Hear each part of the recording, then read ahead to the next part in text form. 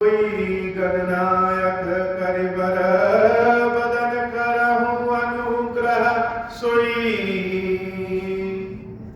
बुद्धि राशि शुभ गुण सदन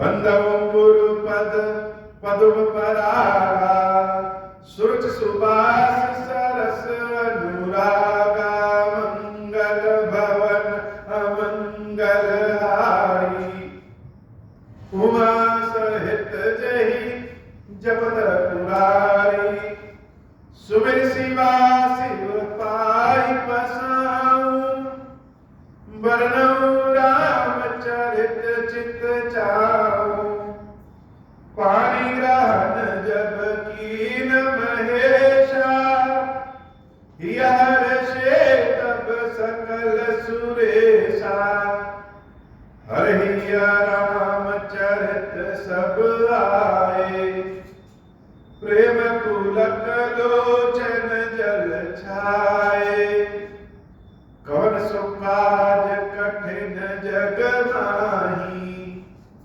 जो नहीं होई तात तुम पाई राम काज लगी तब उतारा सुनता ही भयऊ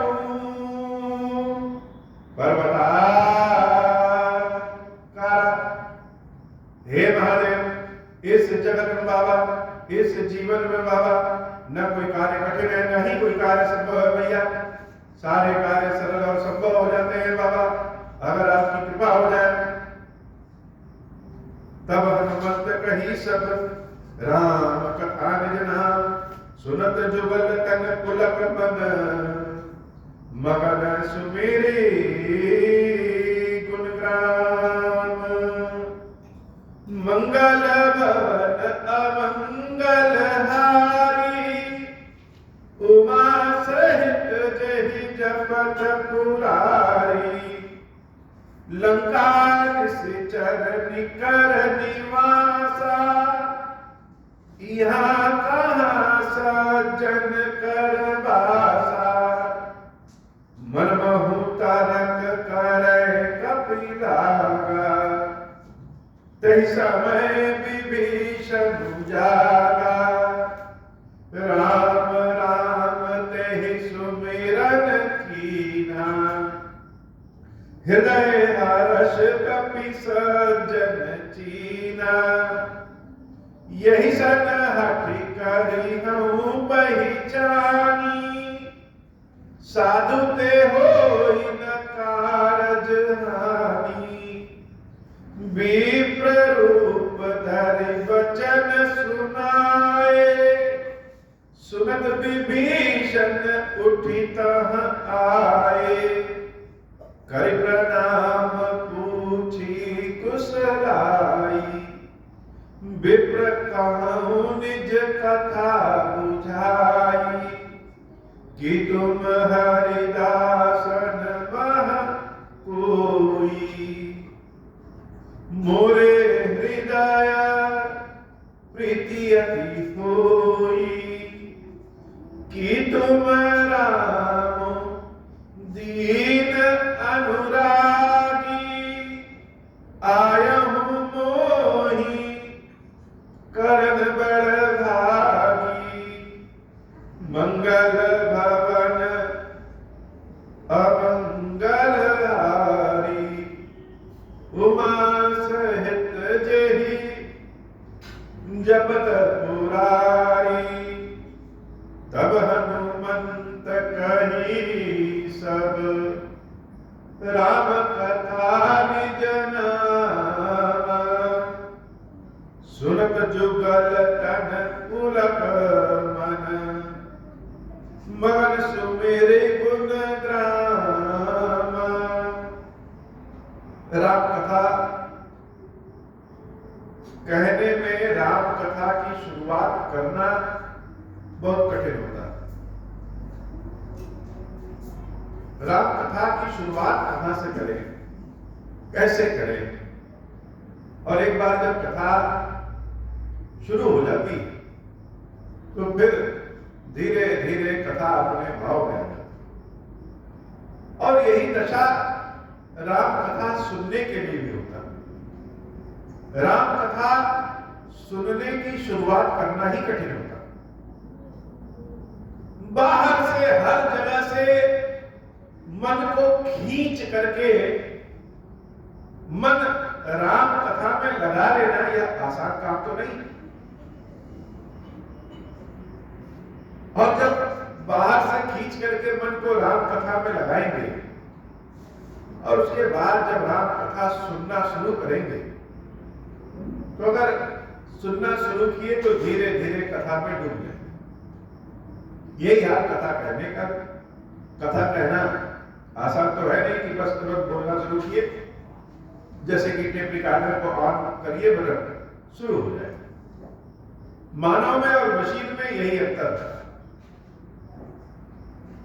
मशीन निरंतर काम करता है लेकिन उसके पास भाव नहीं।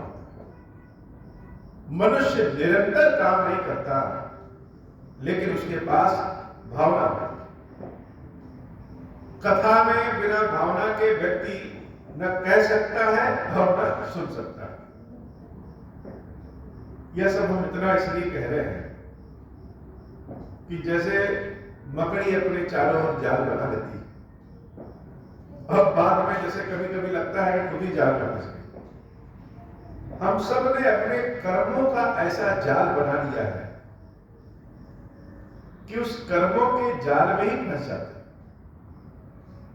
कभी कभी जब किसी घर में रहिए, किसी कमरे में रहिए और उसकी साफ सफाई न करिए, सारा सामान कमरे में अस्त व्यस्त हो जाए धीरे धीरे आलसपन के नाते कि अभी करेंगे अभी करेंगे अभी करेंगे करके, और सारा सामान कमरे में अस्त व्यस्त हो जाए और इच्छा रहे कि हम सफाई पसंद है, हमको सफाई चाहिए, तो फिर सफाई की शुरुआत कहां से करें यह समझ में नहीं आता। ऐसे ही हम सब के अपने कर्मों की गंदगी है, कर्मों का माया जाल है। उस कर्मों के माया जाल में फंसे रहे, हम फंसे रहने के बाद भी भगवान के सुमिरण के लिए, भगवान की कथा के लिए भाव मिल जाए, समय मिल जाए, ये तो बड़ा दुर्लभ है, बहुत दुर्लभ। ठीक उसी तरीके से जैसे अंगार पे चलना है और चिल्लाना भी नहीं। पैर जब चलेगा तो चिल्लाएंगे ही, लेकिन चलना है और चिल्लाना भी नहीं। हनुमान जी महाराज विभीषण जी महाराज जी से मिलते हैं और विभीषण जी महाराज की अद्भुत भाव है।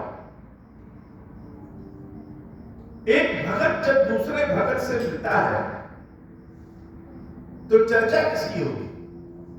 चर्चा तो ईश्वर की होगी, स्वामी की होगी, भक्ति की होगी, भावना की होगी। हनुमान जी महाराज को जब विभीषण जी महाराज ने देखा तो विभीषण जी महाराज ने हनुमान जी से प्रश्न किया कि पहले तो अचंभित करने वाली बात है कि लंका में प्रवेश कैसे हो गया? राक्षसों की नगरी में प्रवेश करने के बाद मेरे घर के सामने राम राम कह रहे हैं, यह तो बड़े अचरज की बात है, अद्भुत है। और जब बड़े ध्यान से हनुमान जी महाराज को देखा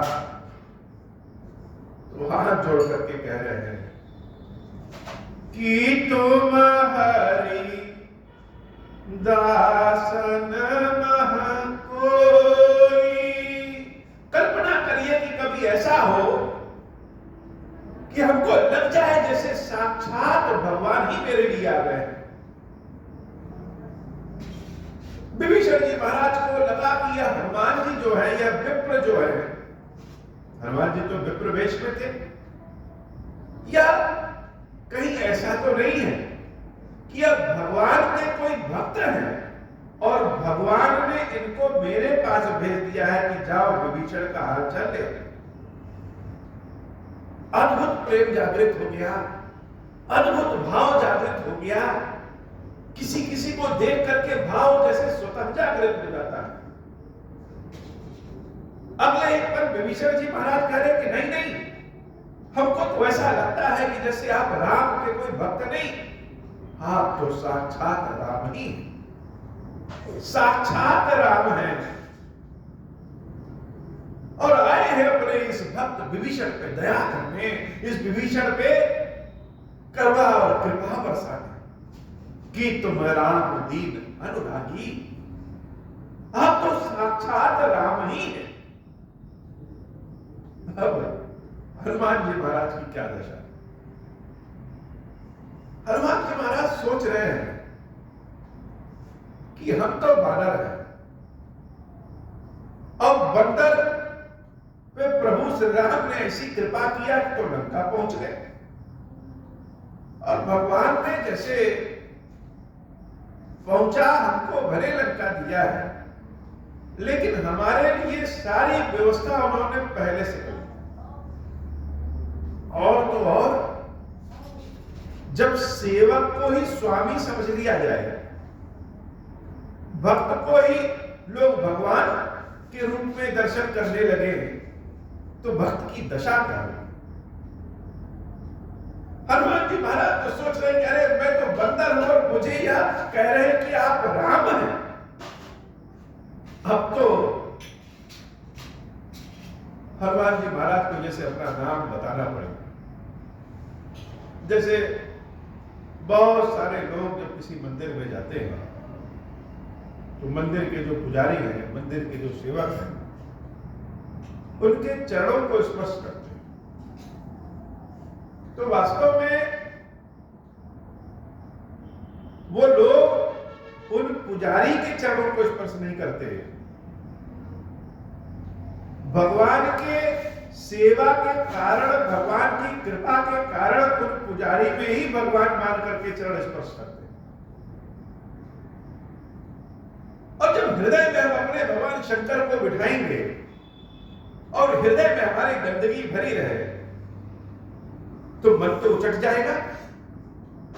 तो सेवक तो हमेशा यह सोचता है कि मैं तो पापी हूं, मैं उस लायक नहीं हूं, मैं किसी भी लायक नहीं हूं, यह तो मेरे स्वामी की करुणा और कृपा है कि उन्होंने यह स्थान दिया है। अब कोई हम ही को स्वामी समझ जाए तो यह तो अपने लिए न हंसने वाली बात है, न रोने वाली बात है। यह भगवान की कृपा कि प्रभु तुम्हारे नाते देखो मेरी गति, मेरी दशा क्या हो गई, कि जो इज्जत पाने लायक भी नहीं है उसको भी प्रभु राम समझ रहे हैं लोग। हनुमान जी महाराज तब विभीषण जी महाराज को तब हनुमंत कही सब राम कथा निज नाम। विभीषण जी महाराज को राम कथा सुनाते, और कैसे? निज नाम। भक्तों के अंदर यह बहुत लालच होता है, यह बहुत लालसा होती है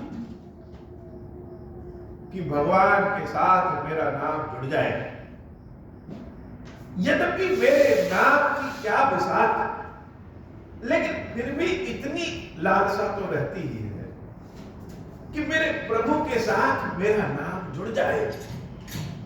इसलिए हनुमान जी महाराज ने पहली बार किसी को राम कथा सुनाया, और राम कथा कैसे सुनाया? निज नाम कही सब राम कथा निज नाम। ऐसी कथा सुनाई। हनुमान जी महाराज से बढ़िया कथा कौन सुना सकता है?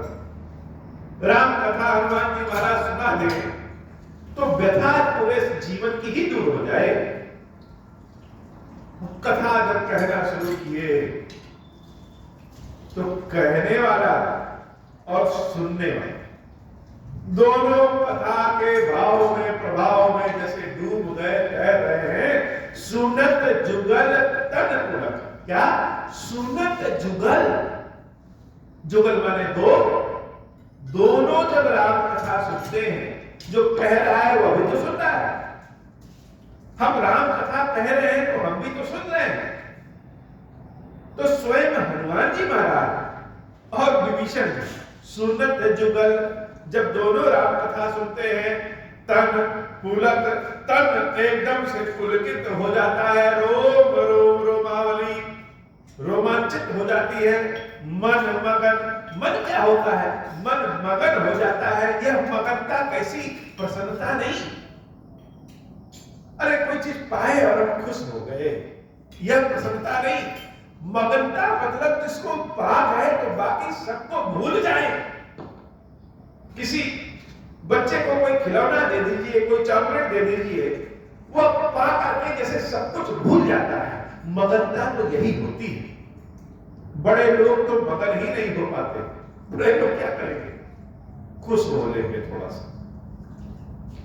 मगन जैसे पानी में कोई तैरने लगे, खुशी में, आनंद के भाव में बाकी सब कुछ भूल जाए, वह मगनता है।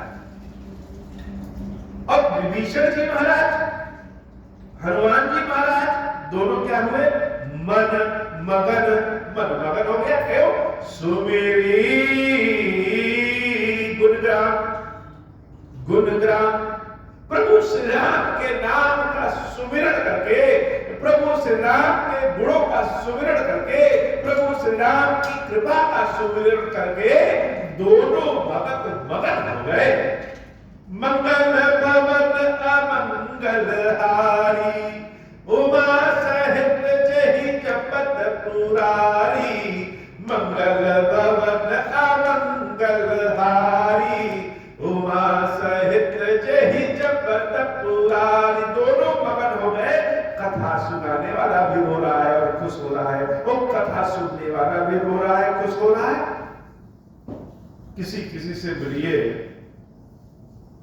तो लगता है कि जैसे जन्मों का साथ, अपरिचित नहीं लगता है।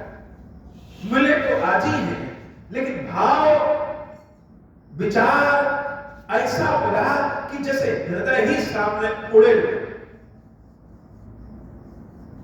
कोई व्यक्ति जब बहुत कष्ट में रहता है, कष्ट कोई जरूरी नहीं है कि शारीरिक हो, कष्ट तो मानसिक भी हो सकता है। मन का जो कष्ट है वो और भीषण कष्ट होता है। शारीरिक कष्ट तो प्रभु किसी को न दे, कष्टदायी तो होता ही है, लेकिन जो मन का कष्ट है वह कष्ट किसी से बता भी नहीं सकते, किसी के सामने अपने हृदय को खोल भी नहीं सकते। बहुत कम लोग ऐसे होते हैं जीवन में जिनके पास कोई ऐसा होता है जिससे कष्ट कहने की जरूरत न हो और वह समझ जाता है, जिसको बताने की जरूरत न हो और जो जान करके व्यक्त न करे। बहुत कम लोग संसार में ऐसे होते हैं, वो वास्तव में ईश्वर का वरदान ही होते हैं। ईश्वर के अलावा संसार में हम कौन है? प्रभु के समक्ष ऐसा लोग भी कहते हैं कि बोलने की आवश्यकता नहीं होती है, शब्दों की आवश्यकता नहीं होती है। यह शब्दों की आवश्यकता तो स्वयं को समझाने के लिए होती है। भगवान के समक्ष तो जैसे पहुंच जाए, भगवान तो हृदय में जितनी बातें हैं सब जान जाते हैं। जब जीवन में कमी होती है तभी लोग ईश्वर से जुड़ पाते हैं। जीवन में कमी नहीं है तो संसार से जुड़े हैं। और भगवान ही एक ऐसे हैं जो गुण नहीं देखते। अवगुणी व्यक्ति को संसार में कौन पूछता है? अवगुणी का मतलब किसी काम करने का तरीके ना हो। एक नौकर भी हम रखेंगे तो चाहेंगे पैसा कम देना पड़े और काम बहुत अच्छा करे। तो जिसके पास कोई गुण ही नहीं वो क्या कर सकता है? मानो हनुमान जी भी यही दशा सोच करके रो रहे हैं। कि भगवान की कृपा कैसी है, कि मैं कैसा था, किस लायक। अब प्रभु ने हमको क्या बना दिया कि ये विभीषण जी महाराज समझ रहे हैं कि हम ही राम हैं। अब से कोई ऐसी, कभी कोई ऐसा कार्य न हो जाए प्रभु कि लोगों के विश्वास को ठेस पहुंचे, मर्यादा को ठेस पहुंचे, मेरे कारण आपकी मर्यादा धूमिल हो, ऐसा कोई काम ना हो जाए। और विभीषण जी महाराज क्या सोच रहे हैं? विभीषण जी महाराज सोच रहे हैं कि आज भगवान ने मेरा सुन लिया, स्वयं भगवान ही रूप बदल करके हमारे दरवाजे पे आ गए हमारे कष्ट को दूर करने। तो आज अगर कोई सुनने वाला है तो हम अपनी दशा अवश्य बताएंगे। इतने दिनों तक घुट घुट के रहते थे, आज हम अपनी दशा जरूर बताएंगे। यह हनुमान नहीं, यह साक्षात राम ही है मेरे लिए। और इनसे कहने का मतलब मेरी फरियाद, मेरी प्रार्थना मेरे भगवान तक पहुंच जाएगी। हनुमान जी महाराज से कुछ कहने का मतलब हमारे कष्ट तो दूर ही हो गए।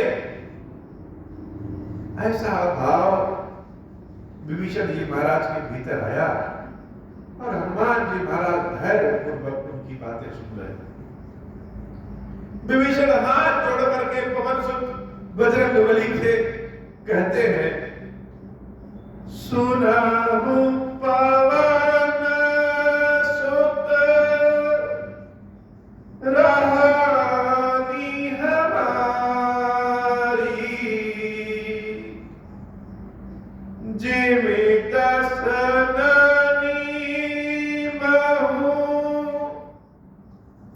जीव बिचारी।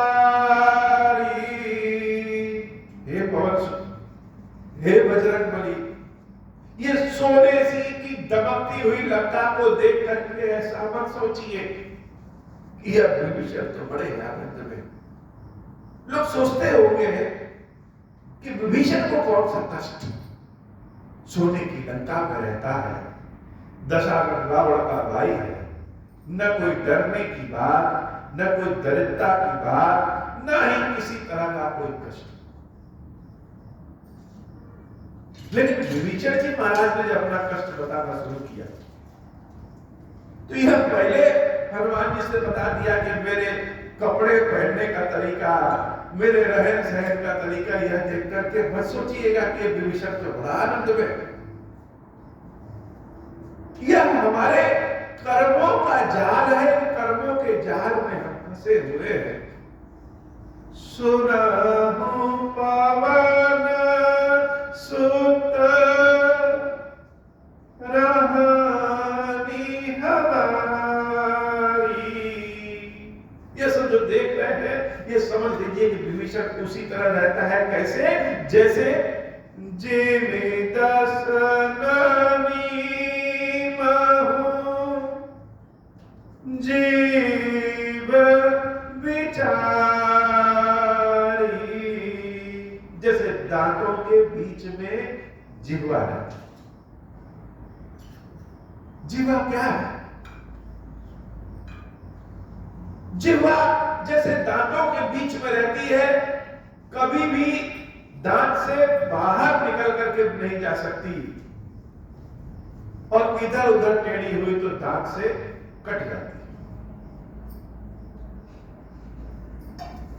ये विभीषण भी उसी तरीके से, ये दांत हमारे ही तो कर्म है, इस कर्म में हम फंस करके रह जाते हैं। और जब कर्म के फल में फंस करके रह जाते हैं तो जैसे हनुमान जी महाराज से अपनी विपत्ति विभीषण जी महाराज बता रहे हैं, ऐसे ही हाथ जोड़ करके अपने भगवान से बताते हैं।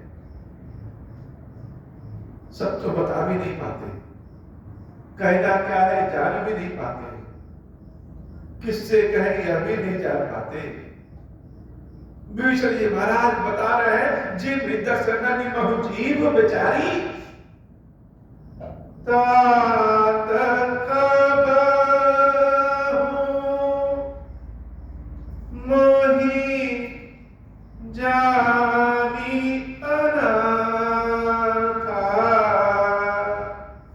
जैसे कोई विद्वान जाए, कोई जोशाचार बड़ा मिल जाए,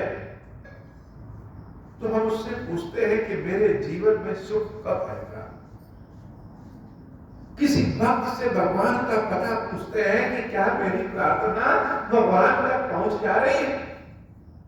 इस मंदिर में बहुत लोग आते हैं जो अपनी बात नंदी महाराज के कान में फूंकते हैं। क्यों? कि नंदी महाराज से कहेंगे तो हम मेरी बात महादेव तक जरूर पहुंचा देंगे। मानो भगवान का पता ही भक्त बताता है। ऐसे ही विभीषण जी महाराज हनुमान जी महाराज से कह रहे हैं,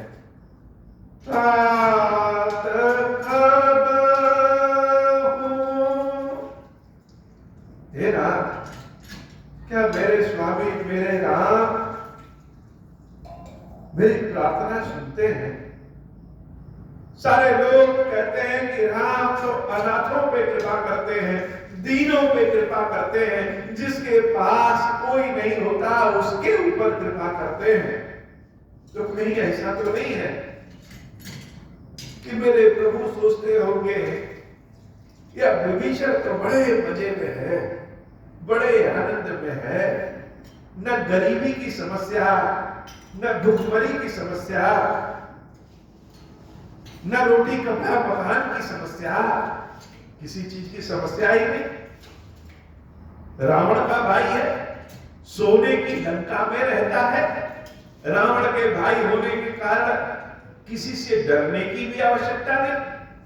यह विभीषण तो बड़ा आनंद में है, बड़े मजे में है, तो इसके ऊपर क्या ध्यान देना। लेकिन हे पवन सुत, मेरी स्थिति समझ लीजिए कि दांतों के बीच में रहने वाले जिह्वा की है, तो क्या मेरे राम मुझे कभी अनाथ समझेंगे? मेरी प्रार्थना उन तक पहुंचती है? तात कब मोही जानी अनाथा करी है कृपा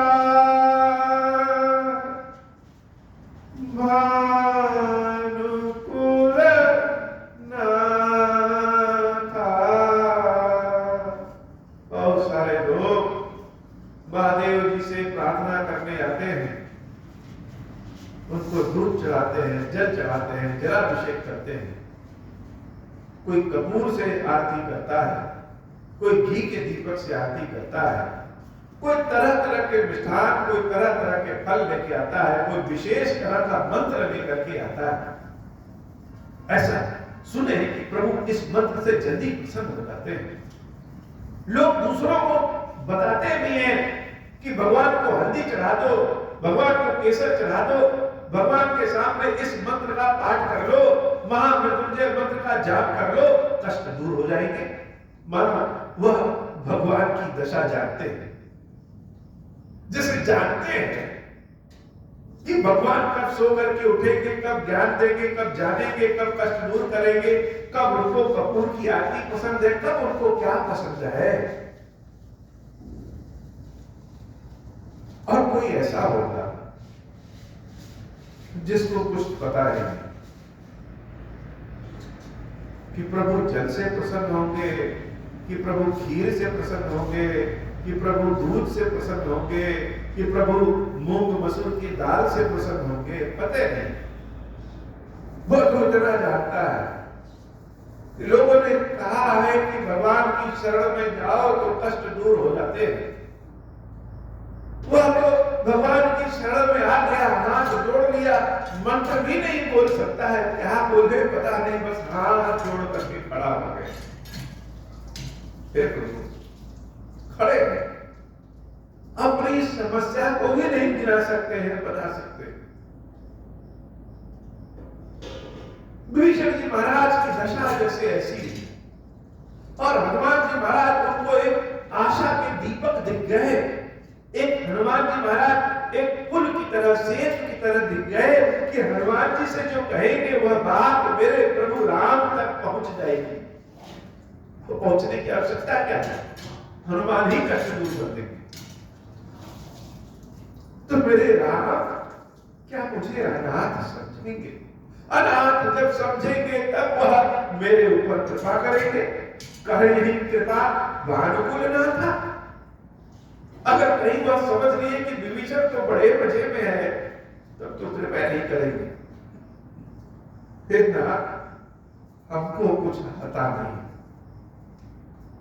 इस विभीषण को कुछ नहीं आता, न कोई तंत्र, न कोई मंत्र, न कोई कथा, न कोई जाप। ऐसा सुना है कि भगवान तो भक्ति से प्रसन्न हो जाते हैं, हृदय के भाव से प्रसन्न हो जाते हैं। मेरे पास तो न भक्ति है, न हृदय का भाव है, न प्रेम है, न निष्ठा है। तब हम कृपा करेंगे कि नहीं करेंगे? अब क्यों नहीं है? मेरा तो स्वभाव नहीं है, मेरा शरीर ही ऐसा है। तामस तनु कछु साधन नहीं। ये शरीर क्या है? ये शरीर तो एक साधन है, भगवान तक पहुंचने का, भगवान की प्रार्थना करने का साधन है। अब इस शरीर में मन के भाव में अगर श्रद्धा, प्रेम, भक्ति है, तब तो प्रभु बड़े प्रसन्न हो जाएंगे। मेरे पास तो राक्षसी शरीर है, इस राक्षसी शरीर से कोई धर्म कर्म का काम हुआ ही नहीं। अब जब धर्म कर्म का काम नहीं हुआ,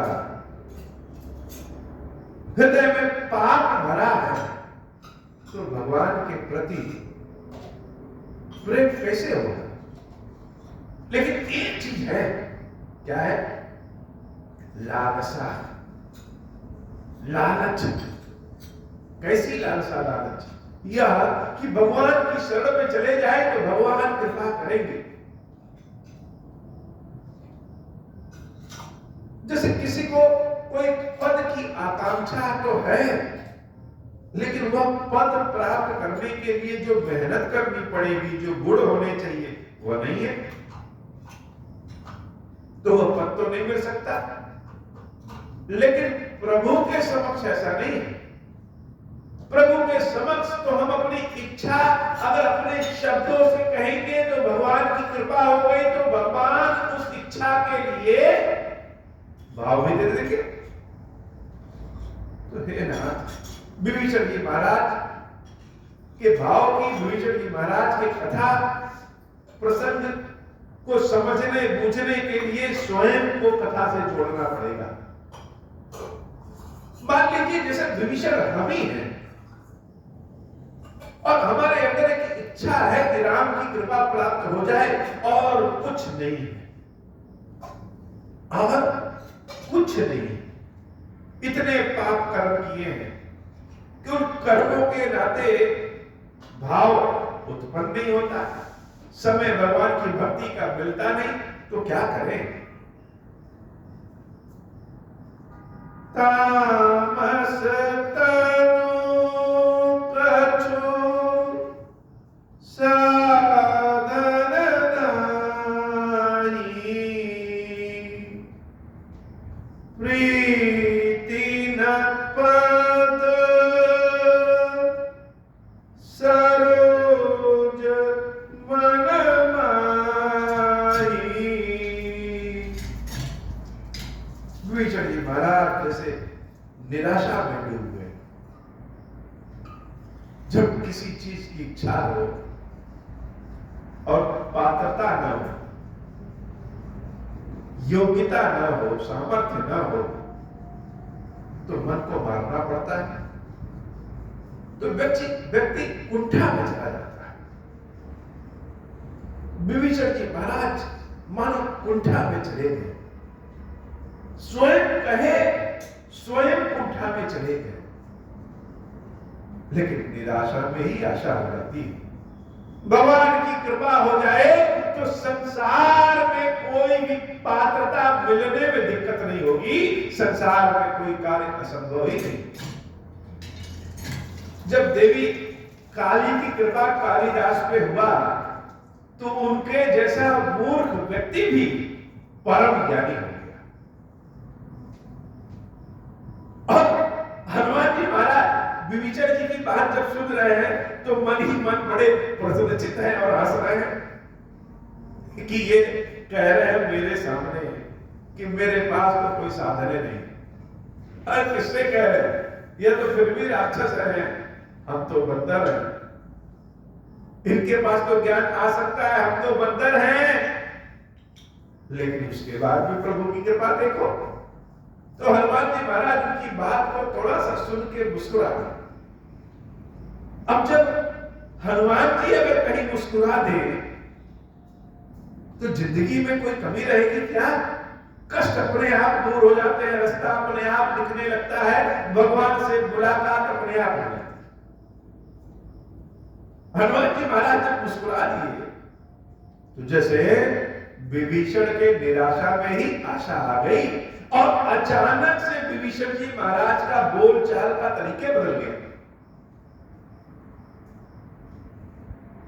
हवा शांत रहे तो सब कुछ अपनी जगह है, और जहां हवा चल देती है पत्ते फड़फड़ाने लगते हैं, चीजें उड़ने लगती हैं। अब वह कौन है? वह पवन सुत है। और जब मुस्कुरा दिए तो विभीषण जी महाराज के जैसे भीतर बयार चली और मन ही बदल गया। और अगले ही पल क्या कह रहे हैं? अब महिमा भरोस हनुमंता। ठीक है, कोई कर्म हमारे अच्छे नहीं है, पात्रता नहीं है, राक्षस है, लेकिन हे हनुमान, अब तो मुझे भरोसा हो गया कि मेरे ऊपर राम जी जरूर कृपा करेंगे। क्यों? क्योंकि पता नहीं कोई ऐसा पुण्य तो रहा होगा जिसके कारण हनुमान आपके दर्शन हो गए। और कैसे हुए? अब महिमा भरोस हनुमंता, बिनु हरि कृपा मिलहि नहीं संता। बिना भगवान की कृपा के संतों का दर्शन नहीं होता। और हमारे घर पे तो कैसा संत आया है, ऐसा संत कि उससे बड़ा संत तो कोई है ही नहीं। जब बहुत ज्यादा निराशा में डूब जाओ, अपने ऊपर यह विश्वास आने लगता है, तो कहीं ना कहीं मन में एक बयान चलती है कि ठीक है, पापी है, कर्म बुरे हैं, लेकिन कुछ काम तो अच्छा होगा, किसी का तो आशीर्वाद होगा, किसी जन्म का तो कोई पुण्य होगा। क्या? कि बाबा खीरेश्वर महादेव जी के सेवक हैं, कि महादेव जी की स्थापना मेरे हाथों से हुई है, महादेव जी की सेवा पूजा मेरे हाथों से होती है, और नित्य प्रतिदिन बाबा मुझसे अपनी सेवा लेते हैं। कुछ तो अच्छा होगा, कहीं ना कहीं तो कुछ अच्छा होगा। भले हमारे पास ज्ञान ना हो, रीति रिवाज ना हो, पता हो, मंत्र ना पता हो, सेवा अभिषेक की विधि ना पता हो, लेकिन फिर भी हमसे सेवा लेते हैं, कुछ तो अच्छा होगा। और जब यह भाव आता है तो जैसे लगता है कि असीमित ऊर्जा आ गई है, संसार में कुछ भी असंभव नहीं है, जो हो रहा है वह भी प्रभु की लीला है। विभीषण जी महाराज बड़े आनंद के भाव में आ गए और कह रहे हैं, अब महिमा भरोस हनुमंता। अब भरोसा हो गया मुझे कि राम की कृपा है। कैसे? बिनु हरि कृपा मिलहि नहीं संता। बिना राम जी की कृपा के संतों का दर्शन नहीं होता है। और हमारे पास तो देख लो, जो रघुबीर अनुग्रह कीन्हा। आप हमारे पास अपने आप नहीं आए, यह मेरे राम जी की कृपा मेरे ऊपर है कि जो रघुबीर अनुग्रह कीन्हा, तो तुम मोहि तरस हठ दीन्हा। यह मेरे राम जी की कृपा है। नहीं तो इतनी लंका में आपने मुझे जबरदस्ती दर्शन दिया। हनुमान जी ने तो जबरदस्ती दर्शन दिया। हनुमान जी की तो इच्छा, सोच रहे हैं कि अंदर कौन है, कैसे है, तब तक विभीषण जी महाराज राम राम कह दिए। तो वास्तव में यह मेरे राम की कृपा है कि आपको मेरे यहां जबरदस्ती भेजा। संतों का दर्शन हो तो यह प्रभु की ही कृपा है। जो रघुवीर अनुग्रह कीना, तो तुम मोहि तरस हट दीना। मंगल भवन अमंगल हारी, उमा सहित जहि जपत पुरारी। मंगल भवन अमंगल हारी, उमा सहित जहि जपत पुरारी। सुनहु विभीषण प्रभु कहे रीति, करहि सदा सेवक पर प्रीति। मंगल भवन अमंगल हारी, उमा सहित जहि जपत पुरारी। काम कवन में परम कुलीना, कपि चंचल सबहि विधिहीना। मंगल भवन अमंगल हारी, उमा सहित जहि जपत पुरारी। प्रात ले जो नाम हमारा, तहि दिन ताहि न मिले आहारा। मंगल भवन अमंगल हारी, उमा सहित जहि जपत पुरारी। मंगल भवन अमंगल हारी, उमा सहित जहि जपत पुरारी। जो रघुवीर अनुग्रह कीना, तो तुम मोहि तरस हट दीना। हनुमान जी महाराज अब बोल पड़े। अब विभीषण की बातों को सुनने के बाद हनुमान जी स्वयं को रोक नहीं पा रहे हैं और बोल दिए। अभी तक मुस्कुरा रहे थे जिस बात को लेकर के, वही बात कह रहे हैं। हे विभीषण, सुनाहु विभीषण प्रभु कह रीति। हे विभीषण, भगवान की रीति सुनो। ऐसे थोड़ी कहते हैं राम रसायन तुम्हारे पासा, सदा रहो रघुपति के दासा। राम जी का रसायन अर्थात राम तत्व ही हनुमान जी महाराज के पास। अगर हम किसी से कहें कि खीरेश्वर महादेव को क्या पसंद है, क्या भोजन करते हैं, कितना भोजन करते हैं, कैसे प्रसन्न होंगे, तो यह भगवान का प्रेम मेरे ऊपर है और मेरा अधिकार भगवान पर है। यह पद सबके लिए तो नहीं हो सकता। सारे लोग भगवान के भक्त तो हो सकते हैं, सबकी भक्ति बहुत निष्ठावान हो सकती है, लेकिन यह जो अधिकार है कि महादेव जी को क्या पसंद है, कैसे पसंद है, यह बताने वाला कौन है? तो यह बताने वाले भगवान के मुख जैसे हम ही। क्यों? क्योंकि उनकी रीति जानते हैं। क्यों? क्योंकि मेरे अलावा तो कोई था नहीं जिसने नर्मदा के पावन जल में खीरेश्वर महादेव को सोते हुए देखा। और तो कोई था नहीं, और सब लोग तो दूर। भगवान शंकर के लोग अनन्य भक्त हो सकते हैं, इसमें कोई शंका नहीं है, मेरा कोई स्थान ही नहीं है। लेकिन नाम जब खीरेश्वर आता है, भगवान का जो यह विग्रह है, भगवान का यह ज्योतिर्लिंग स्वरूप है, इसके तो भक्ता इकलौते हम ही हैं। यह तो भगवान ने पद ही दिया है। ऐसे ही हनुमान जी महाराज, इसका मतलब यह न समझ लीजिए कि हम अपनी तुलना हनुमान जी से कर रहे हैं। राम कथा सुनने का असली आनंद तभी है जब स्वयं को राम कथा से जोड़ सके, तभी तो आनंद आएगा। हनुमान जी महाराज विभीषण से कह रहे हैं, सुनहु विभीषण प्रभु कह रीति। भगवान का नियम क्या है? राम जी की रीति क्या है? करहि सदा सेवक पर प्रीति। वह तो सदैव अपने सेवकों पे बड़ा प्रेम दिखाता।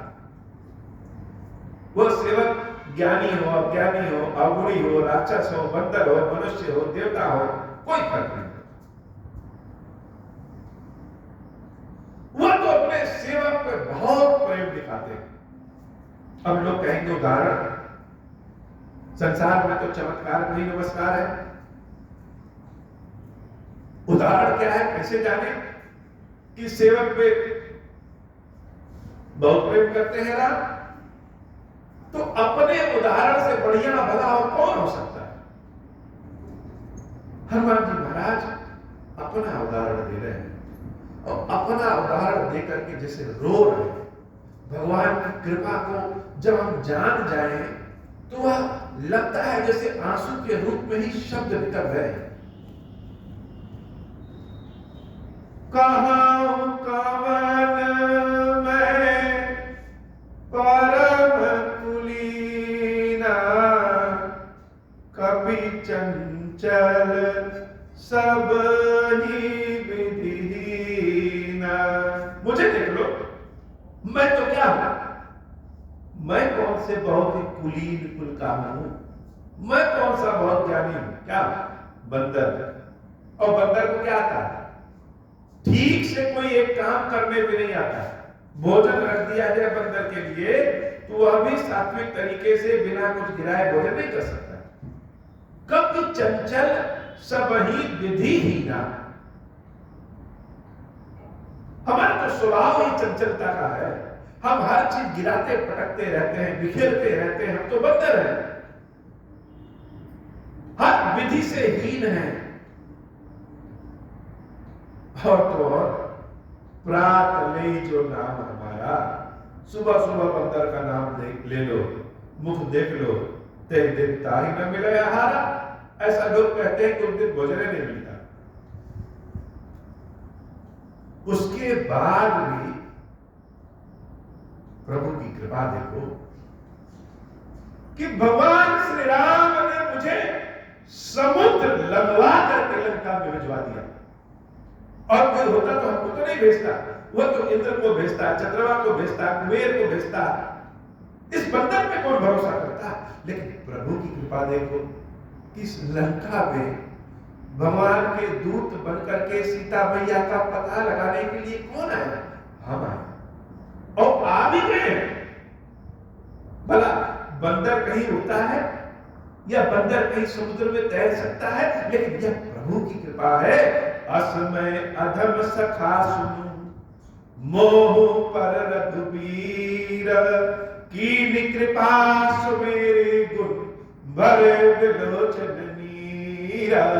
मंगल भवन अमंगल हारी, उमा सहित जय जगत पुरारी। किस लायक हम थे? और प्रभु की कृपा देखो कि भगवान ने हमको क्या बना दिया कि तुम कह रहे हो कहीं आप भी तो राम नहीं है। कीन ही कृपा सुमेरी गुण, भरे विलोचन नीर।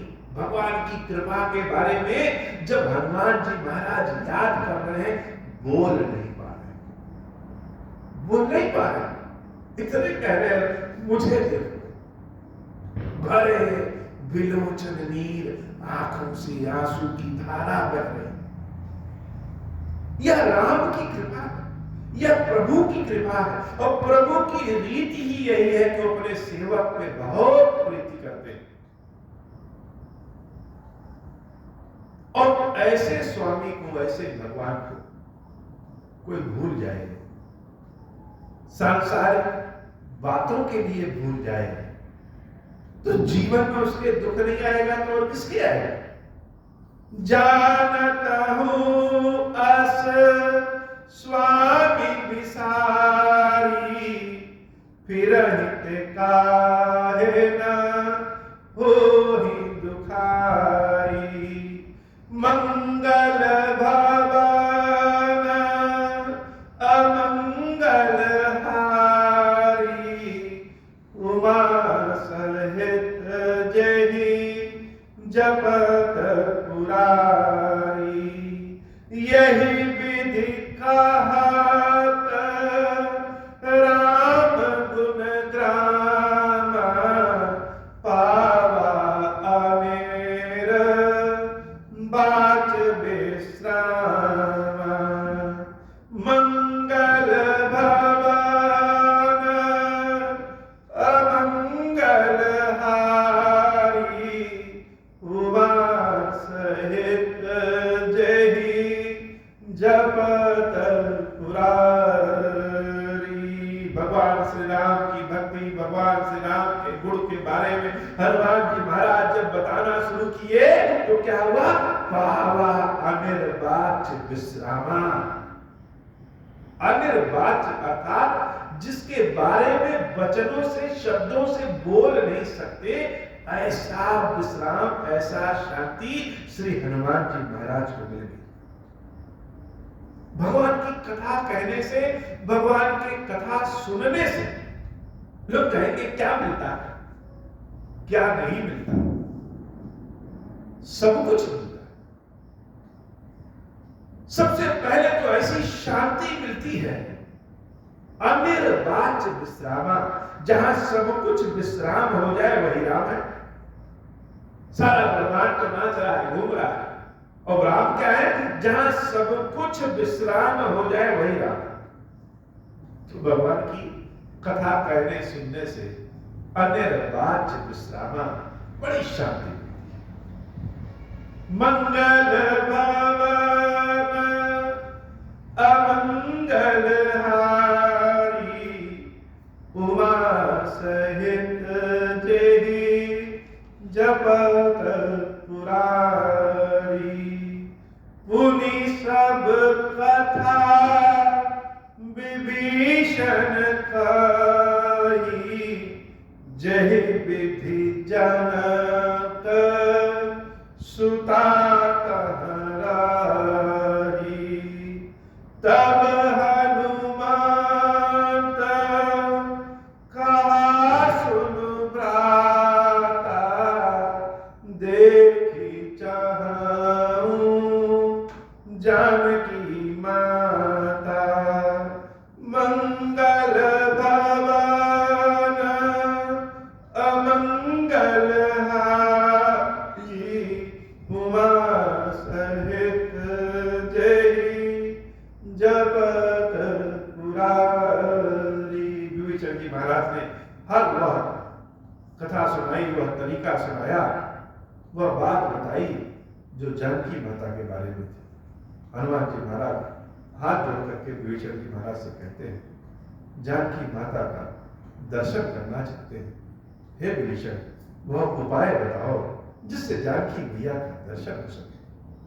जुगति विभीषण सकल सुनाई, चलो पवन सुत विदा कराई।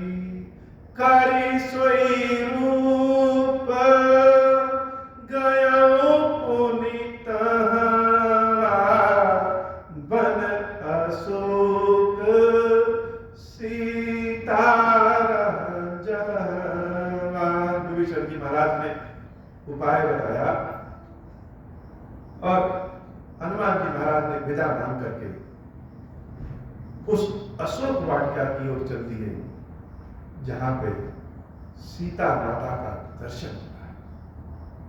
अपने लक्ष्य के पास जब पहुंचने वाले हो तो सिरहन बढ़ जाती है।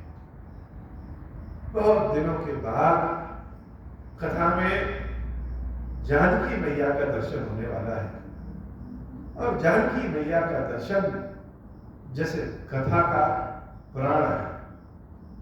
राम राम कहिए और सीता मैया की कृपा प्राप्त करिए।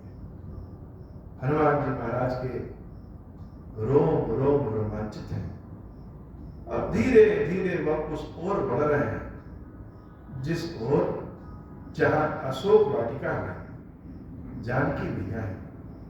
हनुमान जी महाराज की धड़कनें बढ़ गई हैं, आंखें जैसे माता की दर्शन करना चाहती हैं, और उस ओर जब हनुमान जी महाराज बढ़ गए, करी सोई रूप गयो पुनि तहाँ, बहुत छोटा सा रूप बना करके अशोक वाटिका की ओर जब हनुमान जी महाराज आगे बढ़े, थोड़ी दूर पे देखा तो सीता माता एक अशोक वृक्ष के रूप में, अशोक वृक्ष के नीचे बैठी हुई।